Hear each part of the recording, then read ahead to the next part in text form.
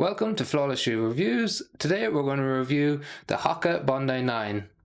So we're going to talk about the changed upper, and they've changed the foam in the midsole as well, so it feels different underfoot than what we had in the Bondi 8. So first of all, I'm going to talk about things that we liked on top of the shoe. So they've altered the heel counter and the mid-foot lock on top of the shoe, so it's a really snug fit when you put your foot inside the shoe.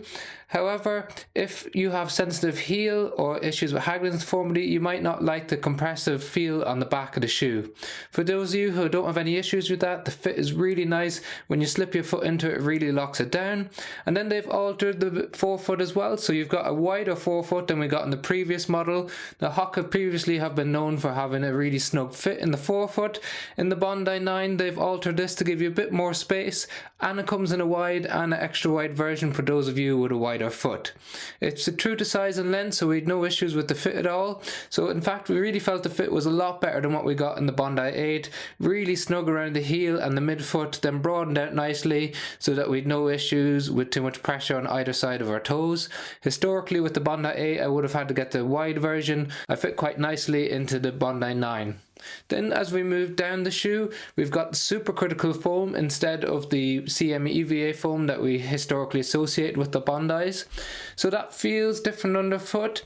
It's not necessarily mushy, but there is a lot of give to it. You sink into it. It's a bit more of a cloud-like feel. There is a firm endpoint when you're running. So when you're walking, it feels super soft, really comfortable. When you run into it, you reach that firm endpoint. It's not as responsive as what we get in something like the Glycerin Max or the Gel Nimbus 27, but it's not as mushy as what we get in the New Balance 1080s. They've changed the specs of the shoe as well. So we've 43 mils at the rear foot, 38 at the forefoot, giving you a 5 mil drop, whereas in the Bondi 8 we had 39 in the rear, 35 in the fore with a 4 mil drop. So increased stack height, and they've changed the drop a little bit, but they've managed to reduce the weight. So it comes in about 297 grams for a size 9 men's US, as opposed to 311 grams in the Bondi 8. So a little bit lighter, a little bit more stack height, which typically is associated with the new supercritical foam. Then when we talk about how it feels underfoot when you're transitioning from the back to the front of the shoe, so they've maintained a slight posterior lateral heel bevel. They've got an active 8 frame built inside the shoe, which helps to give more stability to the shoe. Then it's got some nice sidewalls, sole flare, and a broad base support that we typically associate with the Bondi.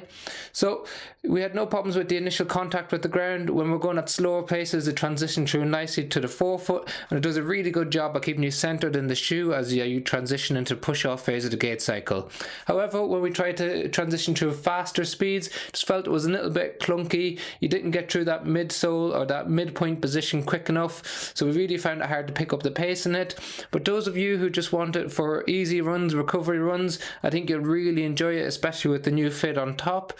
If you want it just as a lifestyle shoe for walking around, for day-to-day activities, standing all day, still the perfect shoe for that with an even better fit on top. So overall, some interesting changes. It's still your steady recovery, easy run shoe. Not as good for faster runs due to the weight and the slow transition from heel to forefoot. Excellent shoe for day-to-day comfort as a lifestyle shoe, and they've really improved the fit on top.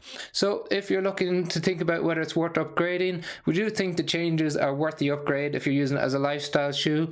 If you're just using it as a recovery shoe, not sure you'll notice a huge difference between the supercritical foam and the EVA shoe. You notice it in shoes like the Mach 6 compared to the Mach 5 or the Rincon 4 compared to the Rincon 3, but not noticing a huge change when it comes to that extra stack that we get in the Bondi. If you've got any questions on the shoes, drop them in the comment section below. We've got links to the shoes in the description. Picking them up through the links helps fund our channel without affecting the price that you pay. Otherwise, thanks for tuning in. Like and share and subscribing is always appreciated.